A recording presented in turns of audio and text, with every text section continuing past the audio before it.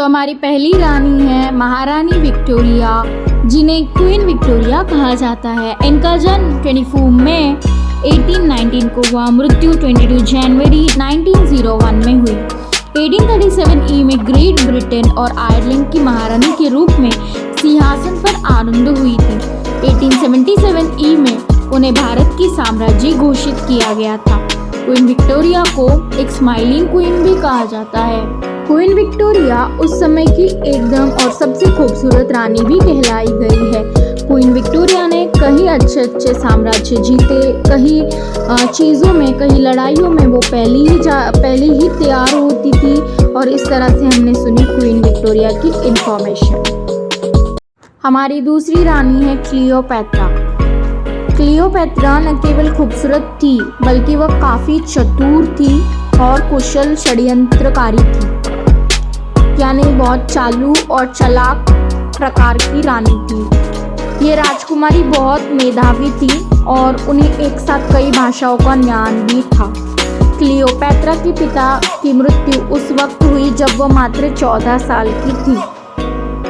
Scissor ने मिस्र पर हमला बोला और टोलेमी को मारकर क्लियोपैत्रा को मिस्र की राज सिंहासन पर बैठाया। इस प्रकार क्लियोपैत्रा एक रानी बन गई। क्लियोपैत्रा बहुत खूबसूरत मानी जाती है। क्लियोपैत्रा से कई पुरुषगण आकर्षित होते थे। क्लियोपैत्रा सजने संवरने में भी बहुत ही आगे थी। क्लियोपैत्रा अपनी बुद्धि से कहीं काम करती थी। क्लियोपैत्रा अपनी चतुरता से ज़्यादा काम करना पसंद करती थी। ये थी क्लियोपैत्रा की कहानी। हमारी तीसरी रानी है Mary, queen of Scots. Mary स्कॉटों की रानी थी। 8 दिसंबर 1542, 8 फरवरी 1587 को मैरी स्टुअर्ट या मैरी आई ऑफ स्कॉटलैंड के नाम से भी इन्हें जाना जाता है। 14 दिसंबर 1542 से 24 जुलाई 1567 तक स्कॉटलैंड की रानी व शासक थी। मैरी स्कॉटलैंड की गद्दी की उत्तराधिकारी थी। मैरी ने अपना अधिकांश बचपन घर से दूर फ्रांस में बिताया है। मैरी सबसे खूबसूरत रानी भी कहलाई जाती थी। मैरी बहुत अच्छी तरह से सारे काम जो रानियों को करनी चाहिए वो पूरे करती थी। मैरी एक जानी मानी नहीं, एक प्रसिद्ध रानी थी। मैरी, इनके नाम से ही इनकी सारी क्वालिटीज़ दर्शाई जाती है, जो बहुत ही शांत स्वभाव से अच्छी रीति से काम करती थी। इनके रहस्यमय बातों को जानने के लिए इनकी मूवी भी निकली थी अंग्रेजी में। आप चाहो तो इनकी मूवी भी देख सकते हो और इनके बारे में और रहस्यमय बातें जाननी होगी, वो कैसी है, क्या है, तो आपको डिटेल में इनकी इन्फॉर्मेशंस को सर्च करना पड़ेगा और इसके बारे में आपको सब कुछ पता चलेगा। तो ये थी खूबसूरत और एक धैर्यवान और एक अच्छी महारानी जिनका नाम है मैरी ऑफ स्कॉटलैंड। हमारी चौथी रानी है एन। इन्हें हिंदी में एन कहा जाता है और इंग्लिश में एने कहा जाता है।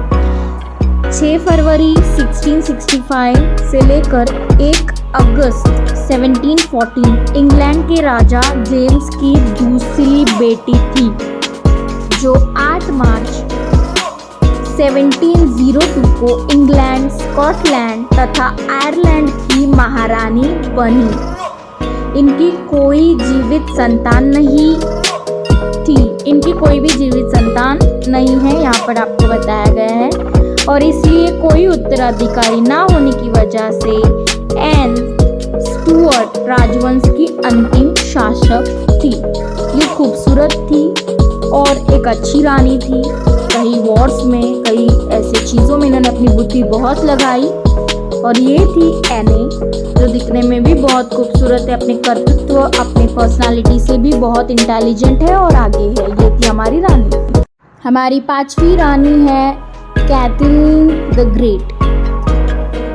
2 मई 1729 नवंबर 1796, 1762 से 1796 तक रूस की साम्राज्य थी, जो किसी भी महिला रूसी नेता का सबसे लंबा शासन था।